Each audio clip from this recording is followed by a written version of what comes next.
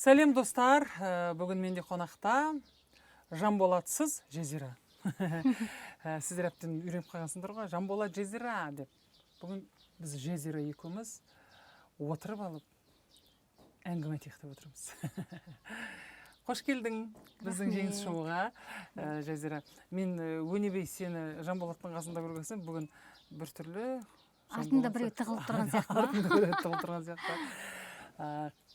Жазира, біздің бағдарламамыз әрдайым осы маған келген қонақтардың үлкен кіші жеңістері туралы әңгіме. Біз енді сонау әңгімемізді пысымыласын. Ауылда өлең айтып жүрген Жазира ма, әлде Алматыға келіп Жанболатқа күйеуге шыққаннан кейін өлең айтып кеткен Жазира ма, әлде сонау мектеп қабырғасында жүріп арман қуып Алматыға келген Жазира ма, сол жайында болады. Жалпы бүгінгі сенің халыққа танымал болу кішкентай кезіңнен арманың беді, әлде Мәдинадан білмеймін, маған өзі келе салады деген сияқты болды ма?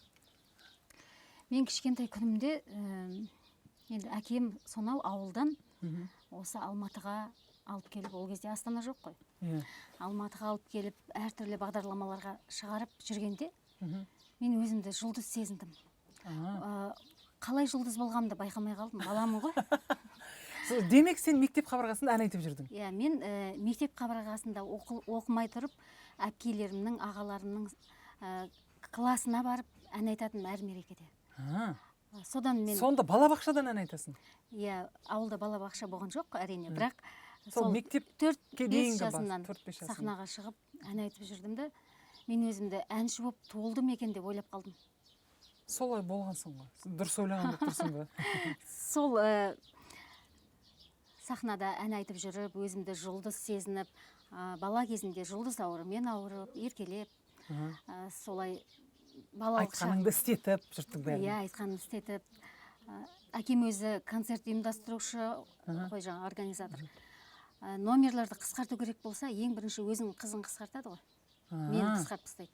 Қандай әділетті администратор. Содан мен 2 күн тамақ ішпей, ренжіп қалып, әрең қайтатын. Содан 18 жасында тұрмысқа шықтым. Тұрмысқа шыққаннан кейін менің... Сен енді ауылдан Алматыға қалай келдің? Конкурс арқылы келдің бе? Әлде оқуға түсуге келдің бе? Иә, конкурс арқылы келдім. Эстрада цирк колледжіне. Қуыршақ театрының әртісі деген мамандыққа. Неге ән айтып жүрген бала, сен неге қуыршақ? Мен ән айтып жүрдім де, бұл қыздың жасы әлі кішкентай, бұның дауысы өзгереді, қай жағына өзгеретінін біз білмейміз. Сондықтан да бұл қызды қазір әншілікке алмаймыз деді. Неше жасында сонда? 16 жасында. Әрине алмайды. Вокалдан бермейді. Иә. Сосын жаңағы Поторока деген қуыршақ театрының ұстазы, өзіңіз де білесіз соны. Сол кісі мына қызды мен алам деп, өзінің, мен актриса болам деген мүлдем ойыма келген жоқ, өзінің жаңағы курсына алды. Актерлікке ма? Актерлік, қуыршақ театрының әртісі. Содан оқып жүргенде 17-ге жақындағанда мені әншілікке өздері ауыстырып алды. Мен өткені көріне бастадым домбырамен ән айтып әр жерде. Сол эстрада цирк колледжінде бұрын студия болатын. Оқып бітірдім. Содан ауылға тұрмысқа шықтым да. Менің әншілік арманымның бәрі басқа арманға ауысып кетті. Сонда сен 18 жасқа келгенде, мен әнші болып болдым, енді күйеуге шығу керек деген ой болды ма сонда? Әлде махаббатты көріп? Тек қана махаббат қой. Ол жерде махаббаттан басқа ештеңе жоқ. Әншілік қара, сонда сенің махаббатың керемет мықты болған екен, жастайыңнан армандаған арманыңды бір мезетке ысыра салып шығып кеттің күйеуге. Мен әншілікті, үлкен сахнаға шығу, танымал болуды армандадым деп айта алмаймын. Ол менің өмірім деп қарадым. Өйткені мен армандап үлгермей-ақ халықтың алдына шығып кеттім ғой. Танымалсың. 3-4 жасар қыздың бойында қандай арман болсын. Содан махаббат жеңіп кетіп, тұрмысқа шығып кетіп. 18 жасында. 18 жасында. Сонда Жанболат екеуің эстрада студиясында оқыңдар ма? Иә, Жанболат өзі оқуды бітіріп, мені дипломмен бірге ауылға алып кетті. Әрі дипломды келіншек, өзінің дипломы бар, келіншегінің дипломы бар. Сол күннен бастап мен сіздің келініңіз болғам, негізі шайнекті мына жерге қойыңызшы. Қайнап кенің алдында шайнек тұрған бір түрлі екен. Келінге шай құйған. Қызылорданың мектебінен өткен келіндер осындай болады. Сөйтіп Аралға бардың ба? Иә. Аралға келіншек болыпсың. Аралға келіншек болыпсың. Шымкент, шырайлы Шымкенттің көктің ортасынан, гүлдің ортасынан шыққан Жазираға Аралдың сол тресіне бардым деп айтпашы тек. Аралдың өзі. Аралдың өзіне. Жоқ, Арал қала ғой енді. Бірақ енді Шымкенттің табиғаты мен Аралдың табиғатын салыстырмалы түрде қарасақ, біраз ауылың сағынған шығарсың, сағынған кездер болған шығар, 18 жасар баласың ғой сен. Сол бала екенмін ғой, соны енді біліп жатырмын ғой. 18 жасар бала Жанболаттың жетегінде Аралдан қалай шыққанды білмедің. Содан қиындықтар басталды. Иә, ол кездегі оқиғалардың бәрін бір-екі жерде айтқан болатын. Сол кезде жыладың, Қазір айтсам тағы жылағым келеді десе. Бір сұхбатта барын емес енді, бір 50%-ын айтып тастадым. Енді бәрін айту мүмкін емес қой. Әрине. Бәрін айтуға да болмайды. Болмайды. Әрине. Ол кезде қызық болмай қаласың. Адамда құпия болу керек. Сосын Күләш Ахметованың бір өлеңі бар ғой. Бір шумақты баптау үшін 10 шумақты өшірдім. Достың өзін сақтау үшін сатқындығын кешірдім деген сияқты. Сол сияқты кешіріп, мүлдем ұмыту керек нәрселер бар.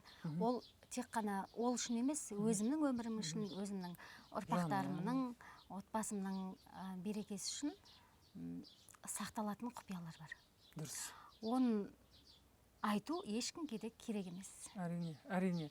Өйткені әр адамның тағдыры әртүрлі, әр адамның өзінің құпиясы бар. Сондықтан да сенің құпия деп отырғаның біреудің басынан өткен дүние болып, түк қызық емес болуы да мүмкін.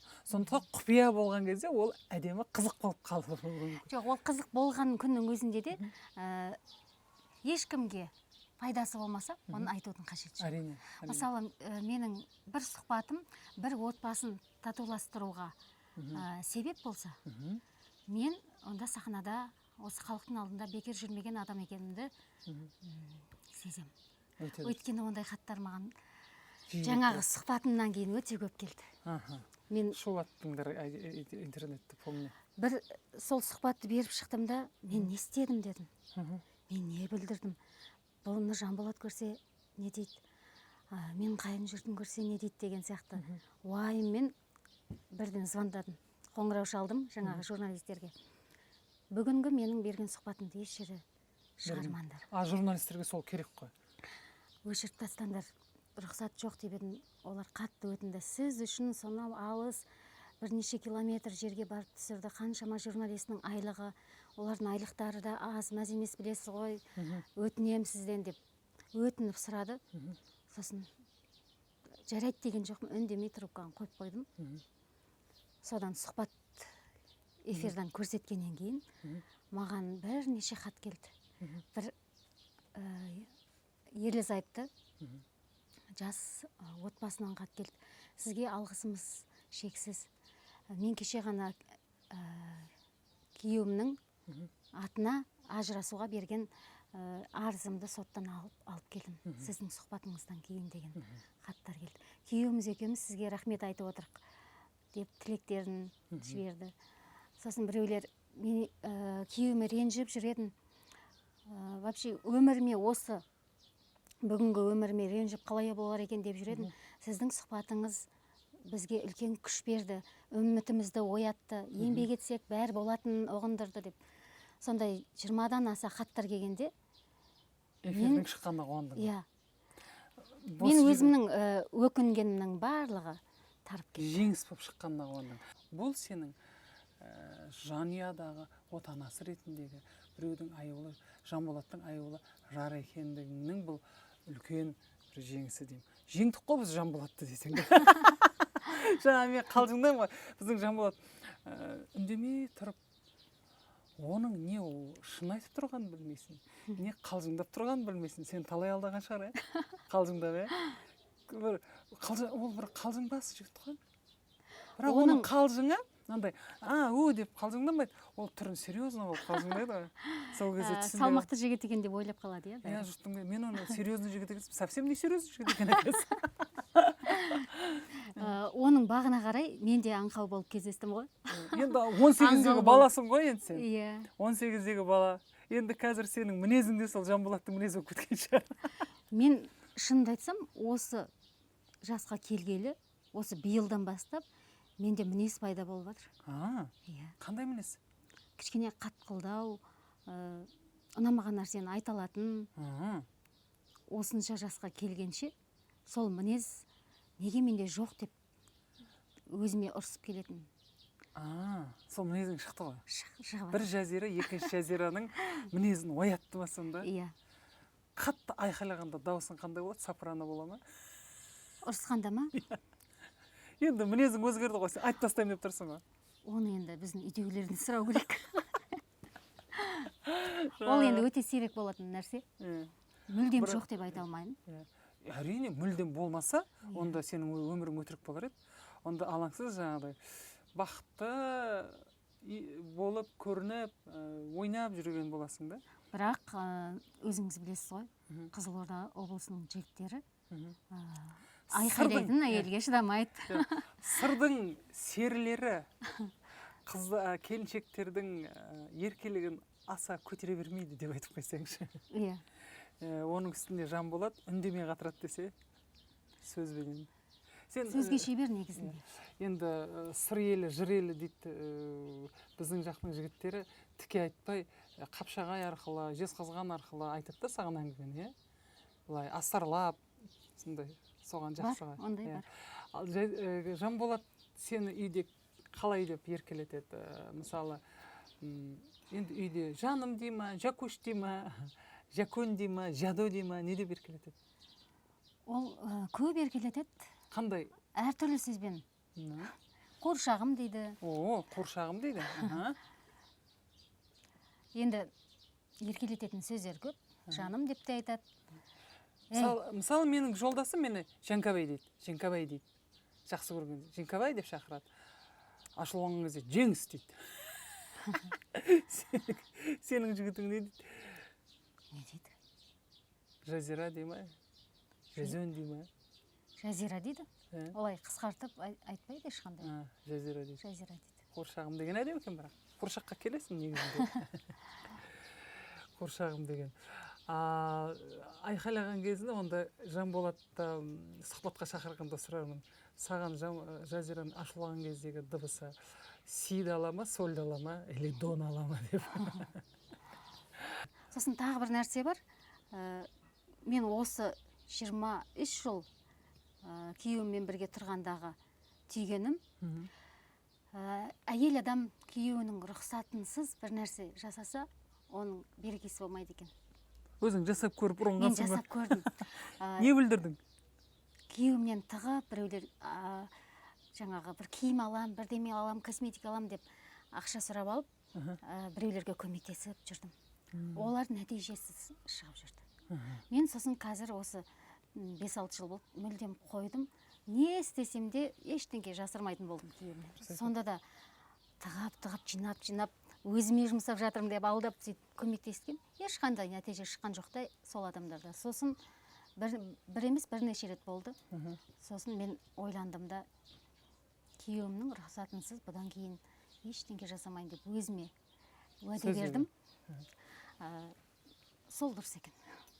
Енді жаңа сен айттың ғой сөзің басында, әңгімеңнің барысында айттың, 18 жасында күйеуге шықтым, Аралға кеттім.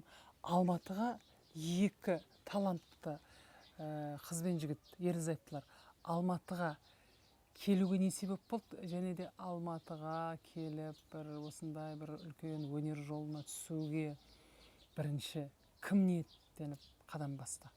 Сен ба, Жанболат па? Аралдан кетейікші, Жанболат, мен шаршадым деген әңгімелер болды ма әлде? ондай сөз ешқашан болған емес.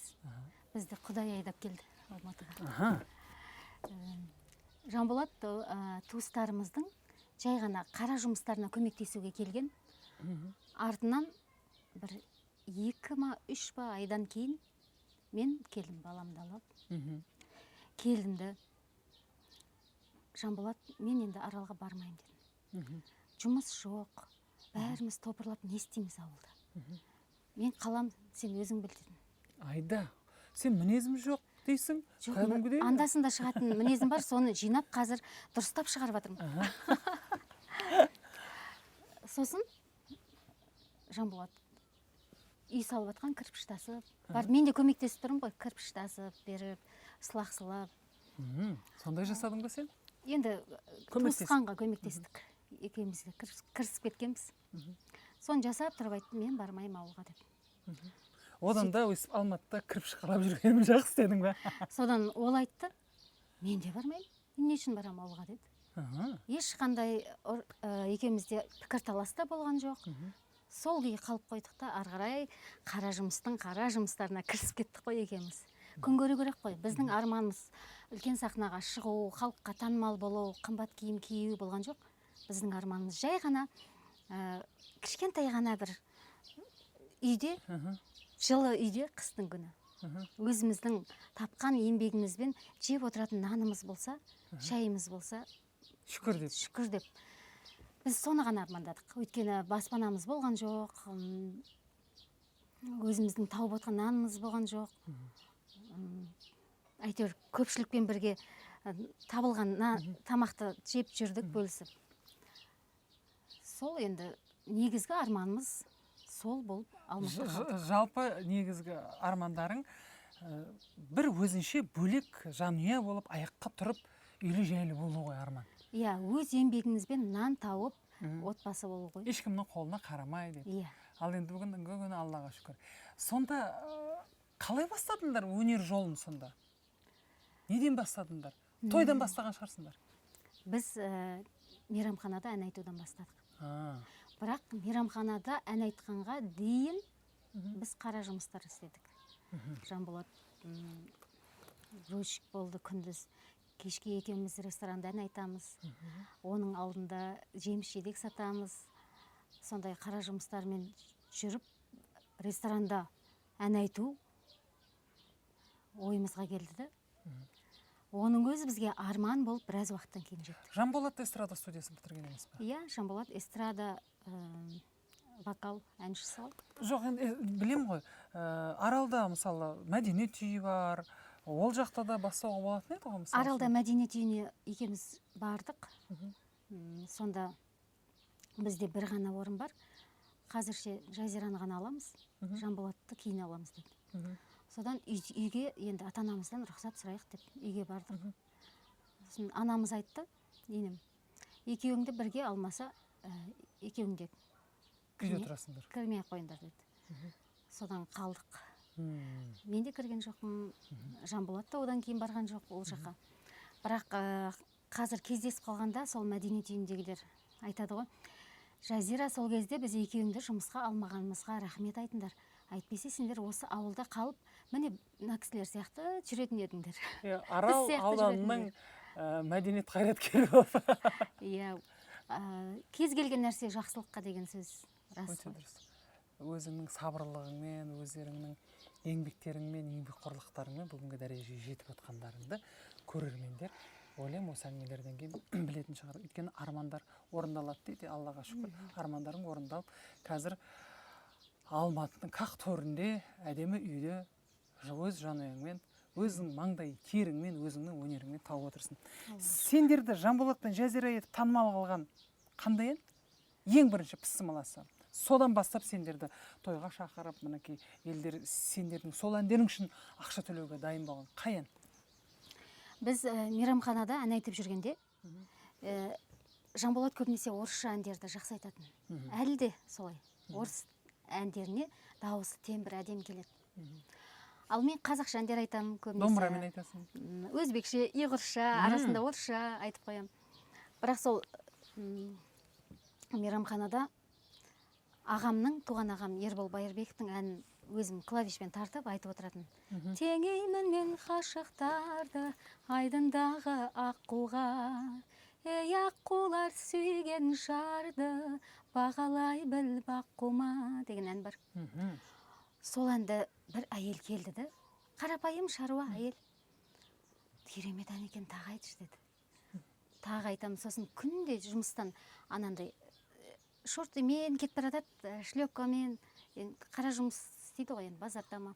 Сол киіммен кетіп бара жатып, осы мейрамхананың алдынан өтем, осы әнді тағы бір тыңдап кетейінші деп келіп маған 200 теңгесін береді, 300 теңгесін айтып берші осы әнді деп. Күнде сол әнді айтамын, ол кісінің жұмыстан қайтып бара жатқан уақытында білем қазір ана кісі келеді деп. Дайындалып отырасың ән айтамын деп. Сол әнді ойладым. Сол кезде біз сіздердің келіп ән айтып кетіп жүргендеріңізді көріп отыратынбыз.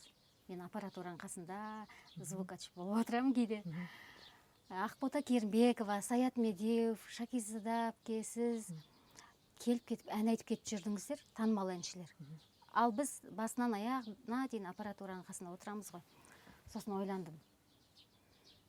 Неге бізде сахнаға шықпаймыз? Неге аппараттың қасына отыра береміз деп.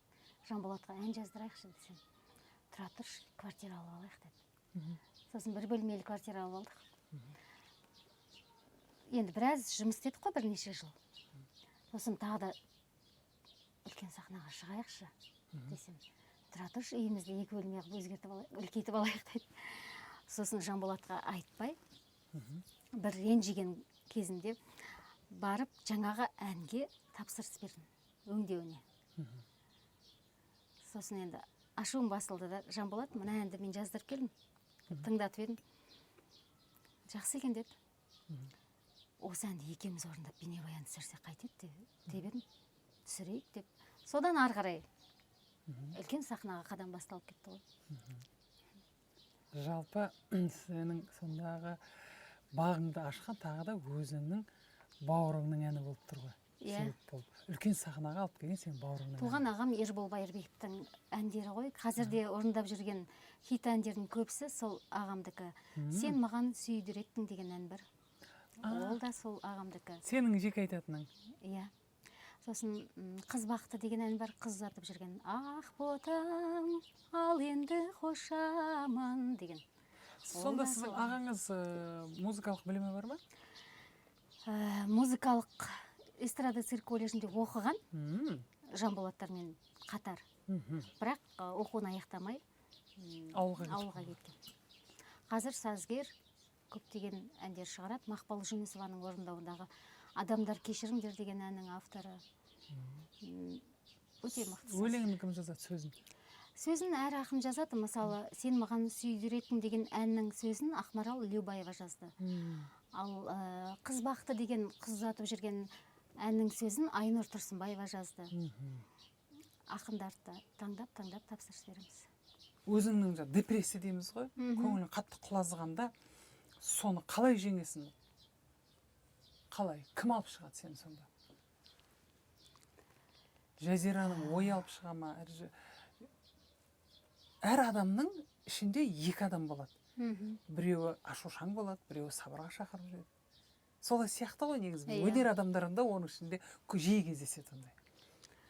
Мен осы депрессия деген сөзді бұрын жай ғана көңіл-күй түскен адам деп ойлайтынмын. Ал осы 4-5 жыл бұрын өзім депрессияға түскен кезімде ол деген өте жаман нәрсе екенін көрдім. Ол денсаулықты да алып кетеді. Иә, кәдімгідей ана үңгірге түсіп кетіп шалмай жатқандай боласың. Шығуға тырысып атасың, бірақ ешқандай шара таппай. Сондай кездер мен басынан өтті. Кім алып шықты? Одан алып шыққан менің жанымдағы ұлым мен күйеуім деп ойлаймын. Олар болмаса, мен сол депрессиядан шыға алмай ары қарай кетіп қалар едім деп ойлаймын. Өйткені екеуі де қасымнан бір елі мен тастамай жанында болды. Ол денсаулыққа байланысты, Соны мен түсінбеймін. Бірақ шықтың ғой? Шықтым. 2 жылдай жүрдім ғой, бірақ арасында түсірілімге неге барып келім білдіртпей. Бірақ ішім мүлдем басқа адам болып тұрады.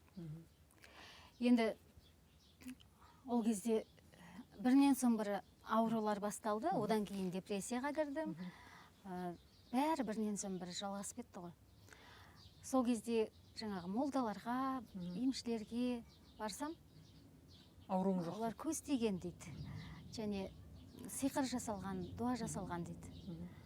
Ал дәрігерлерге, психологқа барсам, сенде переутомляемость дейді. Шаршағансың дейді. Ұйқы жоқ, уайым көп басында, жауапкершілігің көп, қанша адамды мойныңа алып, бәрінің жағдайын ойлап отырасың, сен содан ауырдың дейді. Енді мен шынымды айтайын, қайсысынікі дұрыс екенін әлі білмеймін. Бірақ сол ауыртпалықтың бәрі артта қалғанын ғана білемін. Ең бастысы жеңдің соны. Иә, шүкір. Бұл сенің таза өміріңнің жеңісі. Ал енді Жазираның бойында өзіне ұнамайтын бір жек көретін мінезің бар ма? Ең ұнамайтыны жылауықтығым. Сен жылауықсың ба? Танымайтын адамның қиналғанын көрсем де жылай беремін. Соны қоям ба деп жүрсем, күшейіп баратқан сияқты. Есейген сайын күшейіп жатқан сияқты ғой. Иә, соны әсіресе алаңдарға осындай макияжбен барамыз ғой. Ауылды жерге, аудан орталықтарына. Сол кезде өте жүде бір отбасылар келіп тұрады ғой. Қолында бір бала, етегінде бір бала, күйеуінің қолында бір бала, сөйтіп бала шағалармен барын киіп келіп тұрғандарын көресің да. Балмұздақты бір-екеуіне әперіп қояды кішілеріне. Соларға қарап, алаңда тұрып сахнаға шығатын кезде жылап жіберемін ғой. Соны қою керек маған. Макияжым бұзылып, кастратор. Жаным-ау, сол жағдайдан өзің де өттің ғой. Содан кейін ба, білмеймін. Бірақ бәріміз біздің де жас кезімізде енді жанұя болған кезде жатақханадан бастадық. Біздің де жаңағы бір жағынан бесігімізді сүйретіп жүріп, бір жағымыздан өлеңімізді айтып, оның бәрі басымыздан өтіп, сондықтан да болар. Біз студент кезімізде екінші қабатта тұрдық қой, эстрада цирк колледжінің студенттер. Сіздер сол кезде сол жатақханада тұрдыңыздар. Сол кезде менің үлкен балам дүниеге келген болатын, мен пеленка жайып жүретінді көретінсіңдер, иә? Студенттерден бір саты жоғары тұратынсыздар. Өз жаңағы 18 квадратта екеуің-ақ тұрсаңдар, біз алтауымыз тұратынбыз десейші. Ал енді менің бір өнебей қоятын бір сұрақтарымнан бір адам баласымыз бәріміз. Өмірде неден қорқасың? Мен өмірде неден қорқам? Жалпы өзім уайымшыл адаммын. Бірақ нәрсе мен шектеп бұл сөзді айта алмаймын. Көп нәрседен қорқасың? Көп нәрседен қорқам, көп адамдар үшін қорқам. Ең бастысы осы өмірді адал сүріп, келесі өмірге адал кетсем деп қой. Адал кетсек. Тағы да бір менің өнебей қоятын сұрағым. Өнер жолың көп еңбек арқылы келген. Бүгінгі күнгі әдемі әнші, менің көз алдымда қазақ эстрадасының ең сұлу келіншегі Жазира. Ялдыртпаңызшы. Жанболаттың қуыршағы. Сонау 18 жастағы жалпы бала кездегі жұлдыз Жазираға не айтады? Не айтар едің сол Жазираға?